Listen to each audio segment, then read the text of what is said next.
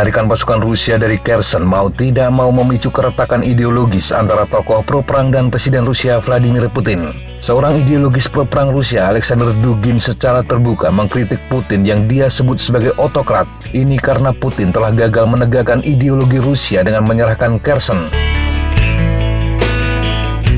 Dugin mengatakan ideologi Rusia secara jelas mendefinisikan tanggung jawab Rusia untuk mempertahankan kota-kota Rusia seperti Kherson, Belgorod, Kursk, Donetsk, dan lain sebagainya. Dugin mencatat seorang otokrat memiliki tanggung jawab untuk menyelamatkan bangsanya atau menghadapi nasib King of the Rains atau Raja Hujan, sebuah referensi ke The Golden Bough karya James Fraser. Dalam buku itu dikisahkan bagaimana seorang raja terbunuh karena dia tidak dapat memberikan hujan ketika negara itu dilanda kekeringan.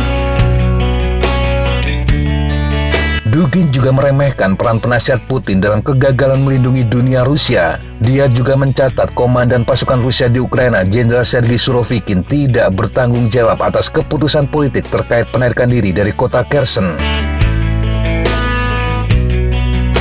Dugin menyebut otokrat tidak dapat memperbaiki penyimpangan ideologi ini hanya dengan penampilan publik. Dugin mencatat perubahan Rusia yang terlambat pada kampanye militer tidak menghasilkan efek apapun untuk mengubah jalannya perang.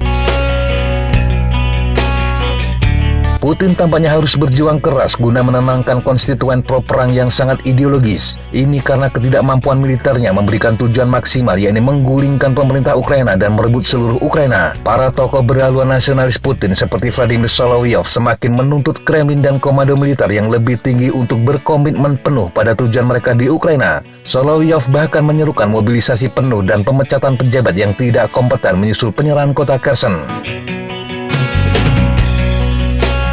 Sejumlah blogger militer Rusia sebelumnya juga telah mengkritik Putin karena kegagalannya menanggapi serangan di jembatan Selat Kerch pada 9 Oktober. Sementara yang lain mencatat Putin telah gagal menegakkan ideologi superioritas Rusia sejak 2014. Kritik langsung terhadap Putin dalam komunitas pro-perang hampir belum pernah terjadi sebelumnya, dan serangan Dugin yang menonjol dan tegas terhadap Putin dapat mengindikasikan pergeseran di antara para ideolog nasionalis Rusia. Putin perlu mempertahankan dukungan dari komunitas ini dan kemungkinan telah memerintahkan beberapa pendukungnya untuk menekan setiap kritik terhadap penarikan Rusia dari kota Kherson. Saluran Telegram yang berafiliasi dengan Wagner juga menyalahkan Kremlin setelah hilangnya Oblast Kherson. Beberapa blogger militer menyiratkan Kremlin bahkan telah mengkhianati kota ini. Sementara yang lain mencatat bahwa Kremlin secara konsisten menyerahkan wilayah tanpa meminta pendapat orang-orang Rusia. Blogger militer lain bahkan mempertanyakan legitimasi dari tingkat dukungan 87% dalam referendum atas Kherson.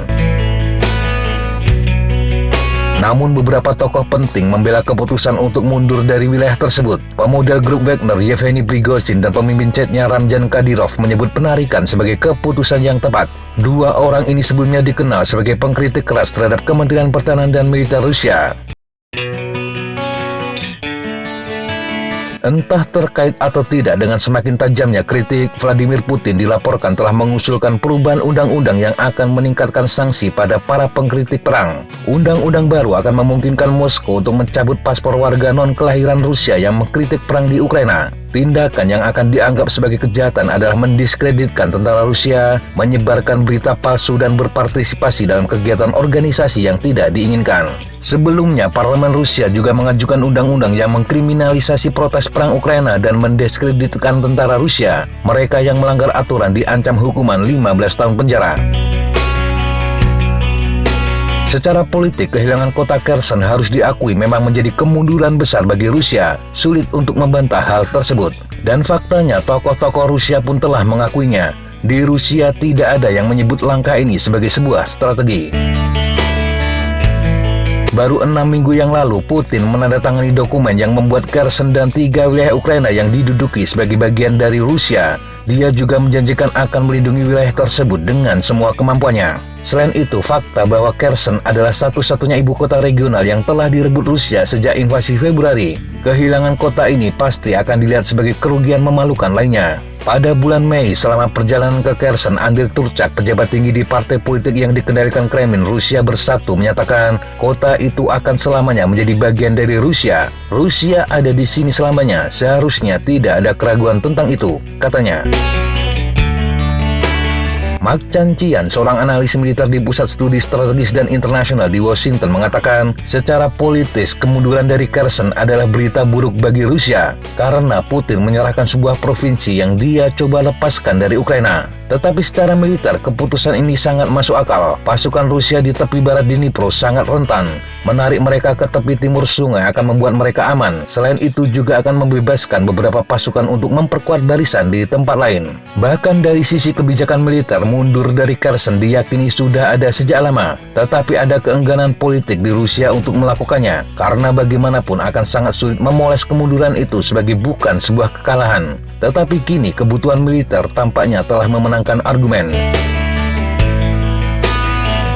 Pengunduran diri dari Kherson juga mengikuti pola komandan Rusia selama perang. Sebagai misal, setelah gagal merebut Kiev, Rusia menarik diri dari Ukraina Utara dan mengerahkan pasukan ke timur untuk serangan di Donbas. Apa yang mereka tunjukkan adalah tingkat pragmatisme untuk mengurangi kerugian dari sebuah operasi yang gagal. Dalam istilah militer, mereka telah membuat penilaian tidak dapat menahan tepi barat Dnipro tanpa risiko dan korban yang berlebihan. Demikian sahabat Jatapa informasi yang bisa kita sampaikan untuk kesempatan kali ini. Sampai jumpa di kesempatan yang berbeda. Tetap kunjungi kami di www.jatapa.com dan www.flightjournal.com. Tetap semangat dan jaga kesehatan. Salam Fly Like an Eagle, Fight Like a Falcon.